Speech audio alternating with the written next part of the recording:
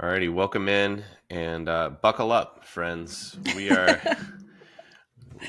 we're going in today. We're gonna be talking about, um, for lack of a better term, body image, but just kind of perspective on goals and what are reasonable goals, what are okay goals, and things like that. And this is coming from somebody who's experienced it, somebody who's coached a lot of people, and somebody who's had hundreds, if not thousands, of conversations with different people about Mhm. their fitness journey.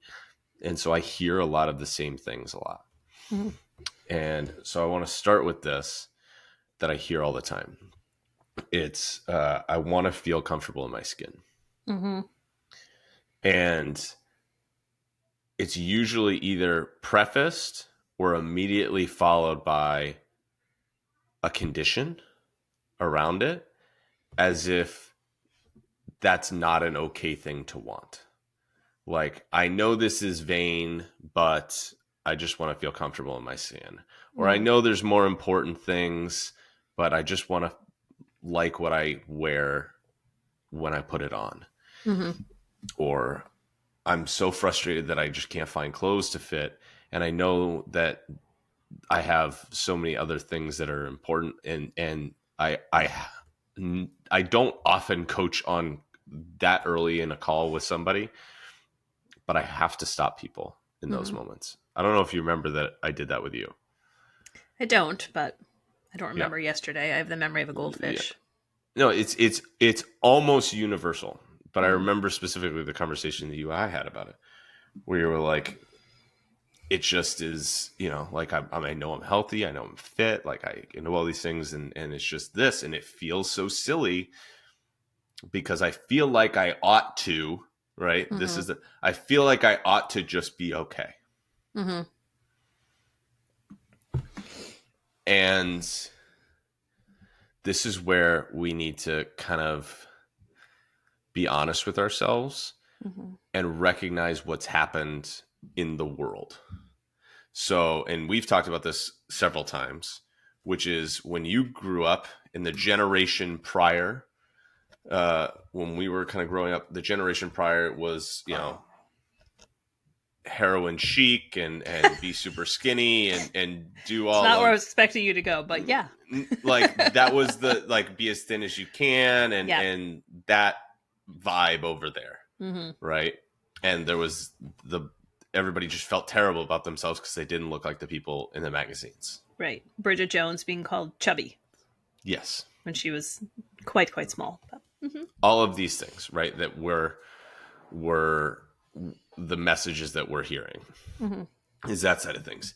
And now the pendulum has almost swung a little bit over to the other side with Mhm. the body positivity and love yourself and all of these types of things, which are really great things. Like, if there was a side to be on, that would be the side to be on Yes. of the two.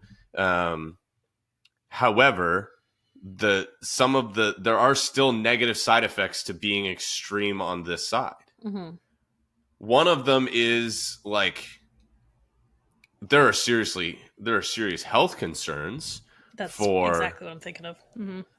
people who are like, just love your body and like, you know I going to use some words here that might be triggering to some people, and forgive me, but it's just like the things that we see, like fat is beautiful and all of these things. And I'm not saying that you're not beautiful in those situations, but like people almost overly endorsing it to the point of Mhm. like there are health concerns, not universally, not for everybody, right? Thin does not equal fit. I've said that before. I know Right. people who are Right. incredibly thin or, low body fat percentage that are unhealthy physically, mentally, all of the different reasons. We've talked about that on here. Like, you could have somebody Mhm. who's incredibly depressed or going through cancer treatments or, all of these types of things, and could be very low body fat and not be healthy in a lot of different ways. And you could Mhm. also have somebody who, on the flip side, is having to go through,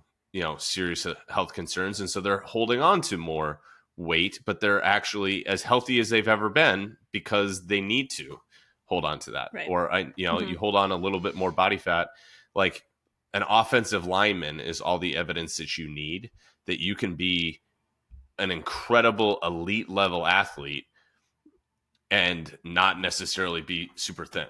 Like those guys are unbelievable athletes, faster than almost anybody, great footwork, like heart healthy, incredibly active, but they, as a necessary component to their jobs, just eat an enormous amount of food. And they talk about it like they have to eat food to hold weight, like to put on weight. They're like, my playing weight is whatever, 320.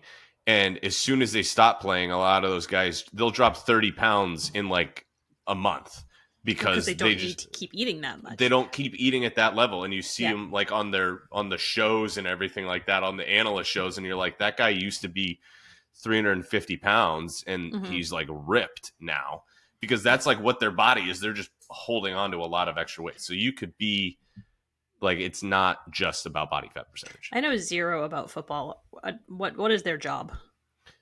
To keep the quarterback from getting tackled and to keep the running back. So they kind of need that extra mass to protect their bones. And yes. Well, so their job is basically to stop people who are 6'5", 260 pounds of pure muscle and fast from doing what they want to do. Right. So think about JJ Watt. Do you know who JJ Watt is? Like you might have seen him. He's a very large human being. So unless any of these football players also are like in Broadway musicals, I'm not going to know who they are. All right. Let me see if I can think of a good example. So somebody about the size of Travis Kelce. Him, I know. Okay. So because I like his brother a lot. Somebody about that size, but a lot more muscle. And he's trying to tackle the quarterback, and he can go wherever he wants to. The offensive lineman's job is to stop him from going to wherever he wants to. So his brother, Jason, is an offensive lineman. I like and Jason's lost. He's gotten smaller. He's lost like 35 pounds because, again, he just retired, and he just stopped having to hold on to all the extra weight that he was holding on to. He's been retired for like 4 months. Yeah. Can you imagine being able to drop 30 pounds in 4 months? Well, he's like this is like the opposite of what we talked about last time. He's artificially like inflating his weight. You know, he's eating a bunch of extra food just to like be at, you know, that amount of stuff. But those guys eat so much food. But again, they are incredibly fit people, healthy people. Right. But by they a lot not of necessarily look it. 100%. Yeah. And so we don't want to boil it down just to body composition, but there are health dangers to like being body positive and not necessarily taking care of yourself. Like, oh, I just got to love myself and all that kind of thing. And the other kind of side effect is because there is this, and again, I don't want to call people out for this, but like one of the flag bearers for the body positivity movement in terms of famous people would be somebody like Lizzo, right? Who I don't really know a lot about Lizzo, but she's somebody who kind of is on the forefront of that, who is like, you know, love myself and you know, all of that sort of thing. And again, I would rather you do that than be starving yourself, you know, but because there's mental turmoil on both sides. And the mental turmoil of being on the body positive, like the side of the spectrum that we're on right now, is now there's guilt for not loving ourselves when we feel like we should. So it's like, I should just feel okay. I should just be happy with where my body is. You know what I mean? And there's tension, you know, like celebrate, you know, your body, you know, for particularly for women and moms after they've had kids, like celebrate what your body has done. Like that's touted everywhere. And that, again, that's not a bad message. It's an incredible message. And it's absolutely true. Like your body I've said it before, like your body made a friggin' human and either pushed it out or had it cut out of you and then kept it alive for however long. But oftentimes you were the sole source of food for 6 months or a year. Yep. And so it is going to look different. It's not going to be the same. And that is kind of, it will always, we talked about during the pregnancy series, like it will always hold the memories and the Mm-hmm. stories of what happened. Mm-hmm. However, that doesn't mean that a mom who just had a kid can't feel not the most comfortable in her body because it feels a little bit foreign, because it wasn't her own for a while, and doesn't recognize what she sees when she looks in the mirror. Or a guy who just went through, a couple of job changes and is now going, like, sits at a desk for 10-12 hours a day, because oftentimes during the transition of, like, oh, my wife had a baby, and so now I'm a little bit more of the primary breadwinner of the family, and so I work more, and so I sit more, and I don't have as much time to exercise because now I want to be Mm. home with the kid when I'm not working. And all of a sudden there's life transitions, and then you Right. look up and you're like, I don't love how I look in the mirror. I don't love how I feel in my clothes. Yeah. And feeling guilty for feeling that way. And it's an odd tension to have. I mean, yeah, but how do we combat that? Because I think all of us have felt that. Yeah. Listen, it's not a wrong thing to feel. You can, feelings are not right or wrong. They are feelings, right? What we do with them is the important part. And so but the thing is, we need to, the thing that we need to do with our feelings is we need to feel them, and we need to be honest with ourselves about them. So telling myself not to feel something that I feel, that's the action that's going to cause problems. Like, if I don't feel comfortable in my body, if I don't feel comfortable in my skin, I need to do two things. One, I need to, like, be objective and evaluate whether or not I'm holding myself to an unfair expectation. And we talked about this before. Like, are your expectations reasonable? Like, am I comparing myself to Zac Efron and Baywatch, on the heels of an 11-day like crash diet dehydration, where he was like, Hugh Jackman talks, who you're going to go see, or Deadpool and Wolverine, but like, he talks about like the dehydration process for like what actors go through and what bodybuilders go through. Like, you dehydrate yourself to the point of like you're 6 hours from dying for those shoots. Like, it's not a realistic just to standard. find the muscles more? Yeah, you suck the water just, like, out to make the muscles show. To make you look, all of the striations and all of the like lines in the muscles, and why it looks like, if you look at the famous picture of Zac Efron in Baywatch, or you look at a famous picture of Hugh Jackman as Wolverine in one of them, any one of them, but particularly but like, and it looks like they're carved out of granite. Yeah. Yes, they're at a low body fat percentage because they went through a cut and then they did some really intense diet things. But they also, like, in the 3 days leading up to it, they dehydrated themselves. Then they got a spray tan, and then they're digitally enhanced and all of these things. But like, literally, those people are like, they dehydrate themselves so there is no water between their skin and the muscle, which is not a healthy thing. Right? Like, that is when we talk about, like, cut is not necessarily healthy. Right. And I'm just learning about this now. Yeah. I mean, I knew about, obviously, that they get private chefs and trainers and spray tan, and some of it's digitally enhanced. I knew all of that. I did not know about this, where they're bringing themselves practically to the point of death to look just that much better, with something that we are told by every medical professional, never ever do this. If you can help it, don't ever do this. Zac Efron for the Baywatch thing, 11 days. So, and this is when I was going to do, and so part of what did this, when I was doing my website, a year ago, probably, I did this. I took pictures, and I did a photo shoot without my shirt on. Megan came in and took pictures of me without my Thank shirt God on you while have I her was as a working out. photographer. Yeah, I wouldn't have done it if it wasn't my wife. I I know. went in. No, I know I you went wouldn't in have. on a day when there was nobody at the gym. Like, it was a day that we were closed. I forget why we were closed. It was like a holiday or something like that. Mm-hmm. And I went in and I worked out, and she took pictures of me. And I just like did a workout, and she took some pictures of me without my shirt on. I haven't posted any of them.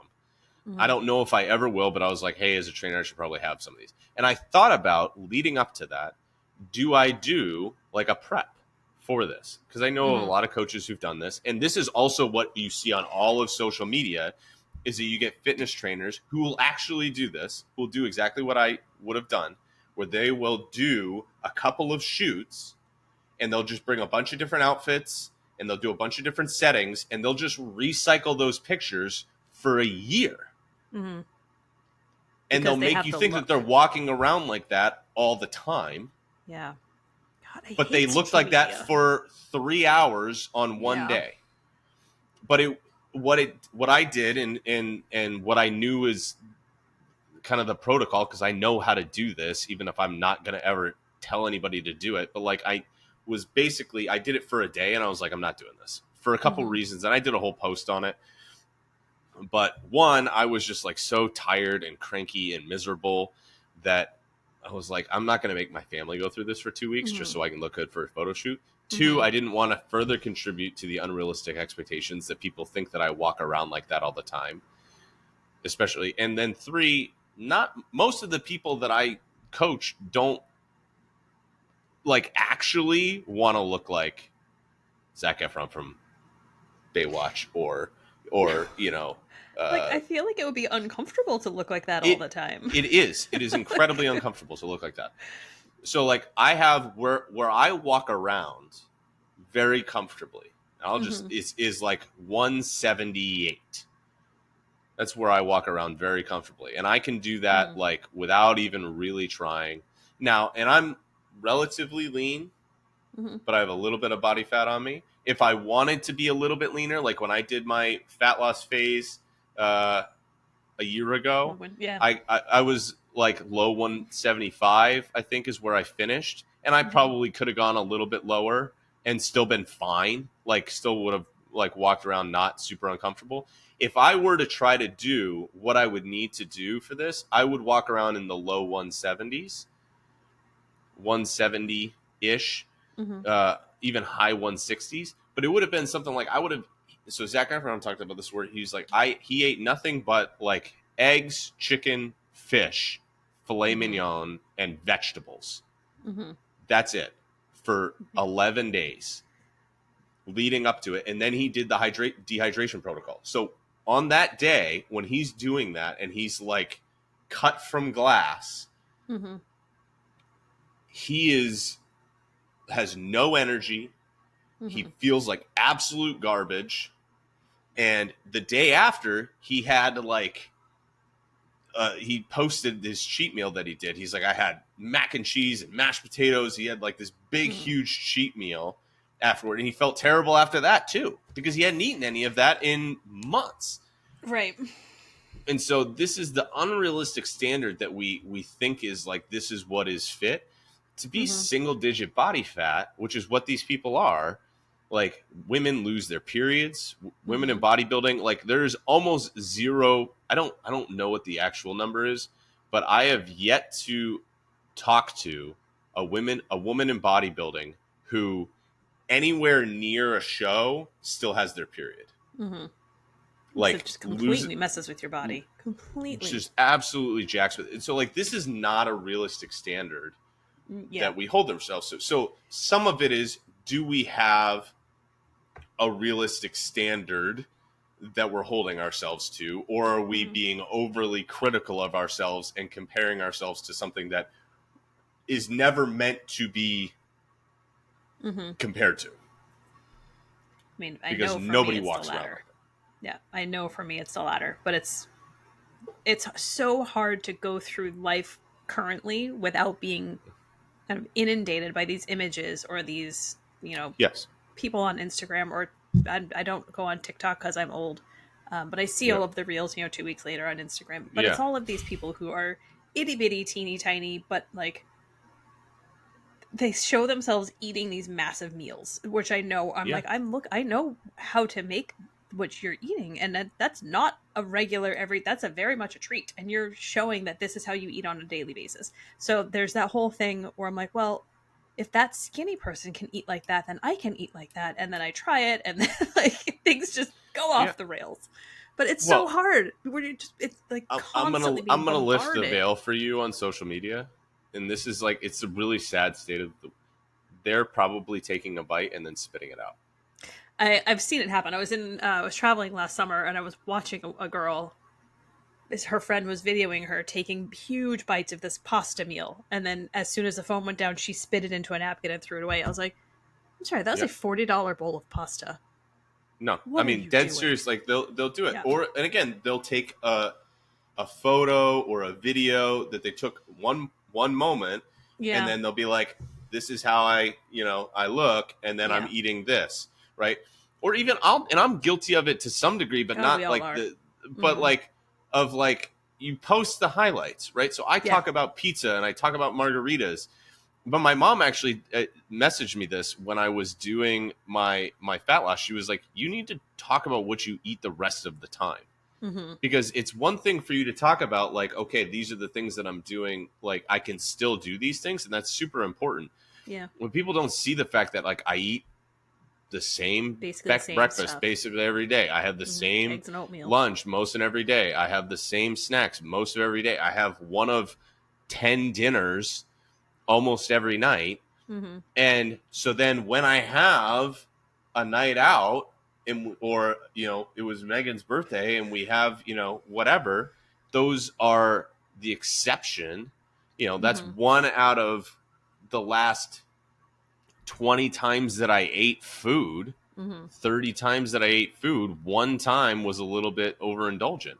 And so it doesn't have as much of an impact on you when Hmm. you're doing that. So a lot of it is the unrealistic expectations. So some of Yeah. it is I want to lift the curtain. So that was telling you about the dehydration stuff. God, That was telling you about like it's shocking. what like coaches that I know, and they're good coaches, and there's nothing, like you can make yourself look however you want to look. I mean, It's that's like, for listen, marketing purposes. So, like, I marketing kind of purposes, get that. Yeah. yeah. And especially if you are trying to sell, like, hey, get absolute, like if I was, you know, trying to Tony Horton with P90X, right? Like he's got to look the part. Like Hmm. you gotta look a certain way. And so he absolutely on the covers of the, he was prepping for the shoot. Hmm. Right? He prepped for the shoot and then he shot the videos in like a week and a half long period Hmm. where he was in this, and he could hold it for a week and a half, and then he gets back to neutral. And now neutral might not be way over the top, but the flip side of it Right. is the linemen, right? Like linemen in the off season, if they're walking around in season at 300, they're not going to walk around like that all off season because they don't Hmm. need to, and it's hard. So they'll Hmm. like go to 280, and then the training stamp starts right about now, so probably June. So the season ends in January, December, January, February. They'll just be like, all right, I'm not going to do it. They'll lose 20 pounds by April. They'll hang out 20 pounds less April, May, and then in June they'll start eating again. Hmm. It's like where's like equilibrium for you? That's like it's so one thing that we need to do is lift the veil on what's happening, that people Right. are doing this. There's altered, easy to alter photos certainly, but Hmm. also even easy to manipulate it with lighting and with angles and with a pump. People who aren't in the fitness space don't know what a pump is, but Is like that you like when you go, exercise real quick before? yeah. So like if you were to take a photo of your lower body before glute camp and then Yep. immediately after we did our finisher, your glutes would be, a lot more full. Your quads would be a lot more full. Like everything's a little bit more full. So like Interesting. go back to Zac Efron for a second. What is he doing right before they yell action? He's doing Probably push-ups. push-ups. Yeah. He's doing push-ups. He's got bands and he's doing curls just to get blood flowing into the muscles so they explode out and they look bigger and they look more full. So you could, what I could, and there are a ton of people who do examples of this. Ben Carpenter is one of the best guys because he's absolutely ripped. You know, he was a fitness model, but he also talks about this a lot. He's like BD Carpenter, I think is his Instagram handle and TikTok. If you just search Ben Carpenter, he's there. British guy, super dry humor, really funny. Would definitely recommend following him. But he has like a couple of medical issues, which is part of why it's really easy for him to stay lean. Like he's got, I don't know if it's celiac, Crohn's disease, I think is what he's got. So like, you know, if you're not allowed to eat most carbs, it's a little bit easier for you to stay lean. Yeah. You know, and he's also in the fitness space. And so he'll do a photo like this is 3 minutes apart where he just takes a photo. And I've thought about doing it, but I don't really want to, you know, and maybe I'll do it someday, but I don't love the idea of putting myself shirtless on the internet a ton. But you don't need to, it might just be nice to have. Yeah, but just to go back and forth and just be like, hey, this is, you know, what I look like just in normal lighting, standing normally, you know, and there are people who can manipulate before and afters as well. Like I can make a before and after happen 30 seconds apart. Where I just bad lighting, I kind of stick my gut out, I give myself a slumpy, you know, posture and a sad face, and then I have good posture, I flex, I get better lighting, and I do a quick pump, and all of a sudden I'm going to look 15 pounds lighter in pose just with that. And so there's become more and more of this on the internet, and people kind of being like, hey, this is me, you know, a body versus another body sort of thing. And it's the same body. It's just different settings. And I appreciate people doing that. Oh yeah. But it's important for us to recognize that even the people that you think are in fantastic shape on Instagram or on movie screens or whatever, they're not. They don't look like that all the time. I mean, they're in good shape. Yeah. They're in good shape. Like you have to be in a certain shape to do it. If you want to like think about like crazy stuff, read back to what Sylvester Stallone used to do for Rocky. Like he used to like chain smoke in order to get as lean as he could to get like super cut, because you get like high. It's why remember when I talked about the energy drinks that I have, and on the energy drinks I have, it says like boosts metabolism. You want to know why the energy drinks boost metabolism? Because you have energy and you're just like jittery and you're moving a lot more, right? And then you do things. So if you chain smoke, what do? You're moving a ton and you're jacked wired up, and you're super, you know what I mean? And so he would like chain smoke and then not eat it all. And that's why he looked the way that he looked in Rocky. Or the Top Gun guys, like you hear them talk about what did they have to do for the new one, the beach scene, or Tom Cruise for the volleyball scene. Like all of these guys, they're doing such extreme things because they're doing it for a moment. Right. They're doing it for, all right, we're going to shoot for a day. And they talked about in the Top Gun Maverick interviews, they talked about this, where they were like, we did all the prep for it. And we've been doing it for months. And then we did the, 2-week lead up to it where we're dehydrating and we're doing the extra, getting the water out. Just for that football scene? For the football scene, which is a 2.5, like a minute long montage. Maybe. Maybe. And a lot of it's like a minute long montage. And, like the and sun so is setting.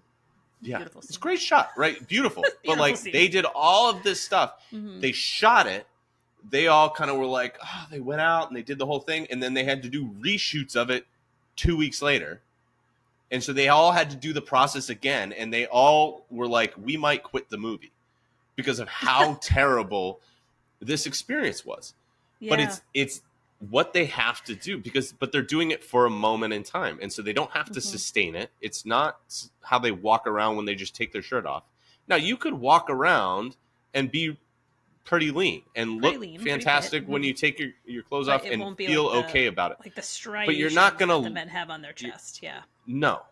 If you can see like the different, like a sad stuff is like there was a bodybuilder who literally died from malnutrition, and he was on he was super like popular on Instagram because he would do like this thing where he would like kind of flex, and you would see the waves of his pec muscles, like all the striations of it. Was wicked cool videos.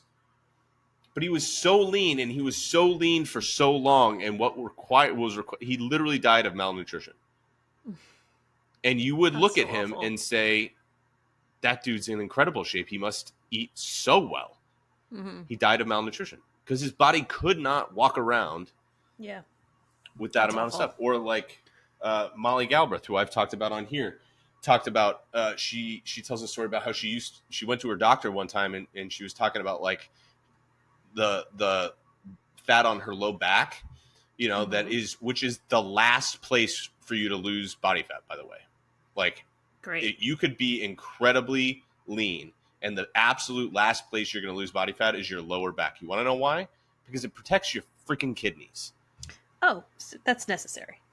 And so the doctor was like, I want to lose this body fat. He's like, you want to lose the tissue that protects your vital organs? Like, you can't walk around like that. But the problem is we are inundated with these messages. And so we have unrealistic expectations for what we should be doing. So a couple things that we need to do. We got to cultivate what we're seeing, right? Like, be vicious, like be careful who you follow. Like, people will unfollow other people just because they say something that they don't like politically. Like, why are you following somebody who posts unrealistic photos that make you feel like crap about yourself? Like, there is no benefit to that whatsoever. None. Number 2 is understand what it is that they're doing if you are going to follow them. So let's just say, for kicks and giggles, that you are really, really into... You're really, really into The Rock. Like, you really love The Rock. I'm going to tell you a secret, and you might not like to hear this. He's very funny. He is on every steroid known to man. Oh. Like, there is no chance that guy is not on... because he's significantly bigger and more ripped than he was when he was 30. When you're 50 years old, you don't look like that without a ton of help. And he's not lifting super heavy, like actual heavy weights, to be able to support the muscle that he has. Now, that doesn't mean that he doesn't work out. That doesn't mean that he doesn't eat well. It doesn't mean, you know what I mean? Right, because steroids don't help you just get muscle if you take them and then sit on your couch, right? Yes, but you can take advantage of them. But he's on all kinds of stuff. And there are a lot of people who are on all kinds of stuff. And especially celebrities, right? I've talked to trainers who coach celebrities, and they don't name names. Like, nobody told me that The Rock is on steroids, but I know The Rock is on steroids because I have eyes. And I've been in the industry long enough to know that, like, listen, that guy is not, you don't get that much bigger and ripped and out of your mind at 48 than you did when you were 25 and playing football for the University of Miami. You just don't. You just don't.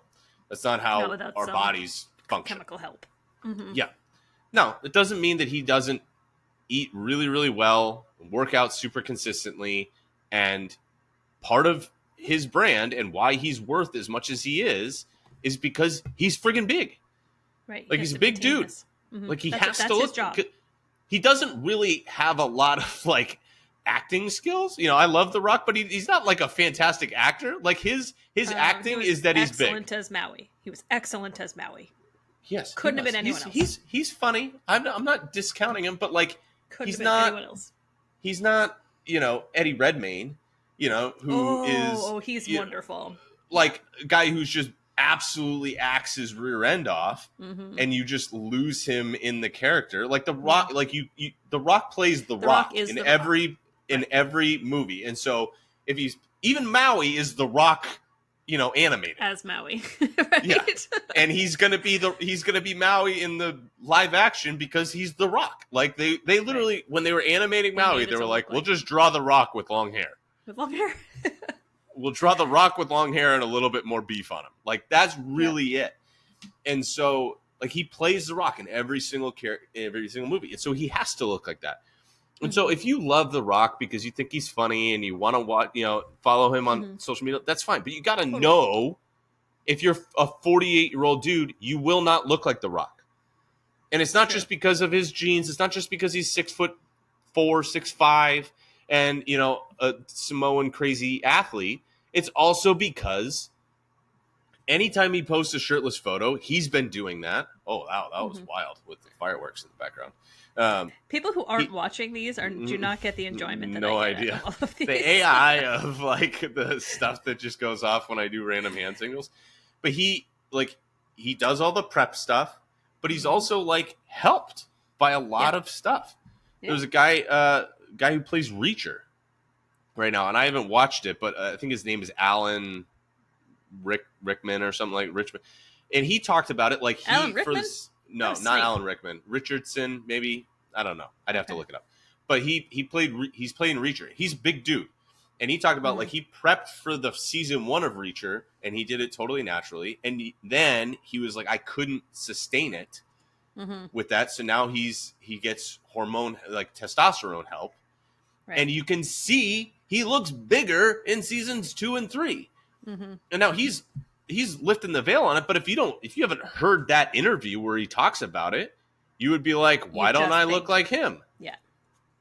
And it's like there are some actresses going the other way that are losing their weight with their chemical methodologies, and some of them are honest about it, and some of them are like, no, it's just I do a lot of Pilates. Yeah. And I eat well. And that's what frustrates me. Is like, no, you know what? If you're gonna use that, that's the choice you're gonna make, own that choice. Like, I can't afford it, so I can't make that choice. Not that I would anyway, but like, I would own it. We'll do an entire episode. I've been whether or not we should, but I feel like it would be irresponsible not to do an episode about weight loss drugs, Ozempic, and the like, semi-gratitude. So at some point we will do that. That needs to be I need to do a little bit more research on it, but I'll give you my thoughts on that another time, because there's more to dig into on that. But the biggest thing that with all of this is, if you're going to consume this stuff, you have to recognize where it's coming from. You have to recognize where it's coming from, and not hold what you look like when you wake up in the morning, or worse, where do you go to at bed, because you are going to have. You've been eating all day. You've been drinking all day. You're going to look not quite as lean in the evening as you do in the morning. And so if you compare how you look in the mirror to those people in those moments at their absolute best, and you do the thing where you stand in the mirror and you stick your belly out to the side and you're like, I don't like this. I do that. Yeah. You're comparing you at your absolute worst to an unreasonable version of somebody's best. You're going to feel like crap. You're just going to. Even comparing myself to myself, I did it yesterday. I was sitting in like the least flattering position because I was reading a book, and I was like all curled up, and I look down and I can see my mom belly is still there and it's fine. But I was like, oh God. And I grabbed it. And I was like, there's so much here. I was really sad about that for a long time. And then I stood up and I walked to like someplace else. I tried grabbing it again and I couldn't. So I was like, oh, maybe that wasn't pudge. Maybe that was just my body folding in half. It's just your body. But I was like really upset with myself for a long time. I'm going to sit here, and if you're not watching, I'm sitting here and I'm grabbing onto my lower belly. It's this much. Like I can like, you know what I mean? And I would, and this is not I have visible abs. Yes, you do. When I walk around, like by most, you don't need to. I don't want them. But if you walk around, like as I walk around, I'm in, the top 1% of leanness in the world. And I can sit here and grab onto body fat anywhere that I want to. Yep. And it also doesn't mean that I never do that and go, man, like, gotta get it together. Right. It's okay to feel that way. It's okay to feel that way. But the question is, why do we feel that way? Is it because I'm comparing myself to an unrealistic standard? Yep. Oftentimes, yes. But the other question is, and this is where we come back to like the guilt sort of thing that's associated with this, is if I'm being objective and I'm like, okay, I I probably, for my own health, oh my gosh, I don't even know what causes this. That's wild. Fireworks again. Fireworks behind If him. I'm being objective and I'm looking at where I currently am and I'm not happy with it, and it's not because I have unrealistic expectations, it's like I don't feel good in my skin. Mm-hmm. We need to own that. Mm-hmm. We need to own that we don't love the way that we feel, and let that spark action. Mm-hmm. Because this is the thing that I'll say. Telling yourself to love yourself when you don't is wasting your breath. Mm-hmm. Love is an action. It's not a feeling. Anybody who's been married for more than 45 minutes knows that love is an action. Anybody who's a parent knows that love is an action. I don't feel love for my children all the time. There are days where it is very much the proportion of that is not on the love, but that doesn't mean that I don't actively love my children. Even when I don't feel it, love is an action. It's a verb. And so if I want to love myself, I have to take action for myself. It's required of me in order to love myself. Telling myself that I love myself when I don't is like telling somebody that you love them, but then showing it never. Mm-hmm. It's empty words. So if you're in a position where you don't feel comfortable in your skin, you don't feel comfortable in your clothes, think about the consequences of that. Because this is the other thing, and we'll come back to, I think, where I really want, because I know that this is where you and I talked about this, right? Because we can be like, oh, I should be wanting to get healthy for XYZ reason, right? And those can be part of it, but we've talked about goals live in one of three categories. Fitness goals live in one of three categories. It's either longevity, aesthetics, or performance. Longevity is like, health, blood pressure, all of these things. Aesthetics, how you look, whether it's I want to get leaner, I want to build more muscle, whatever it is. And performance could be, athletic performance. I want to run a certain distance, or I want to have more energy to keep up with my kids. Like any of those things could be performance. And oftentimes all three of them are going to be involved, but one of them has to be the leader. One of them has to be the driving force behind it. And so you could be in a position where you're like, I want to, get in shape because I want to, be around for my kids. And that might be 100% true. That might be 100% true. And maybe for you, that is your primary goal, and good on you. But I'm talking to the people who will do this as the catch for, I don't feel comfortable in my skin, but it's really because I want to be around for the long time for my kids. I'm like, is it actually that?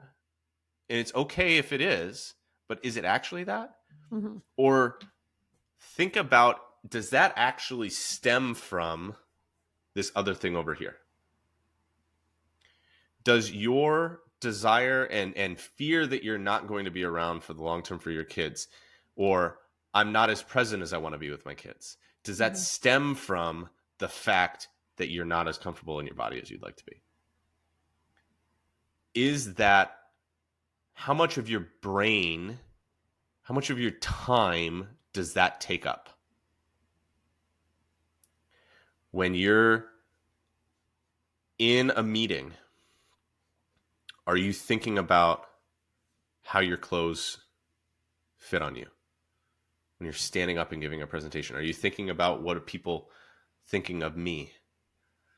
When I'm at the beach or the bathing suit or pool situation with my kids, am I thinking about how I look?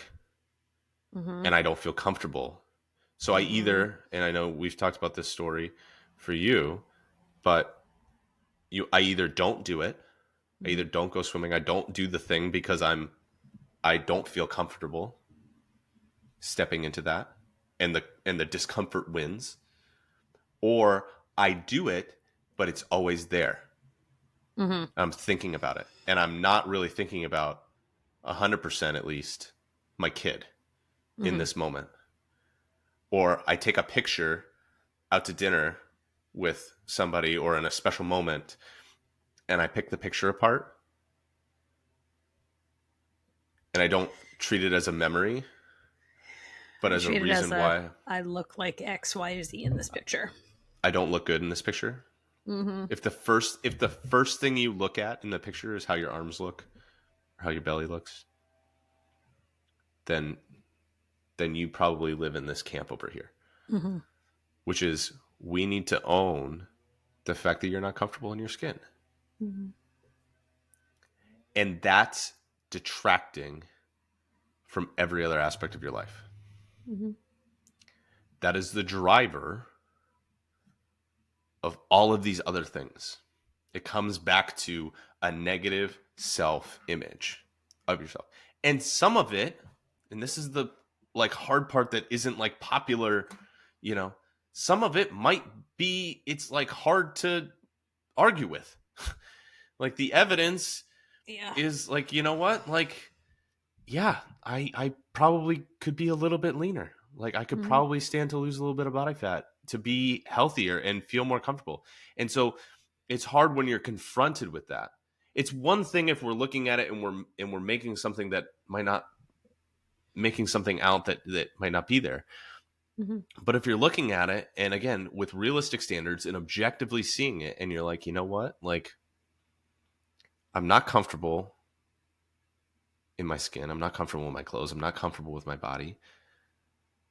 And there's somewhat of a valid reason for that. Then burying your head in the sand and just saying, "No, I just need to feel okay," is going to be just putting a band-aid on a gaping wound. It's like giving into complacency. Yeah. And what you might find, and what most people do find along the journey of doing this and embracing the process of getting in shape and being fit, is those other two categories will rise up because you won't care as much about, like, you'll realize that this isn't necessarily and now at a certain point we need to recognize that there is a mental aspect of this, there is an emotional aspect of this where we need to embrace the fact that we are not going to look how maybe we ought to look and there are unrealistic expectations. Like we need to embrace that piece as well, but taking that aside, don't diminish a genuine and actual reason that you want to make changes to your health and fitness. Like, if you think that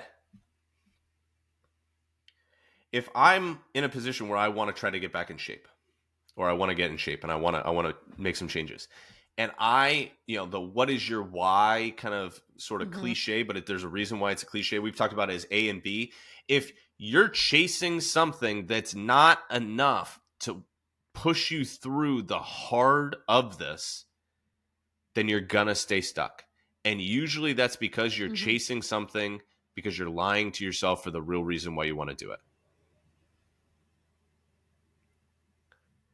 If the actual reason you want to do it is because you want to wear a bodysuit with, you know, cropped shorts because that's what everybody's wearing nowadays, if that's what you actually want, Mm-hmm. then do it.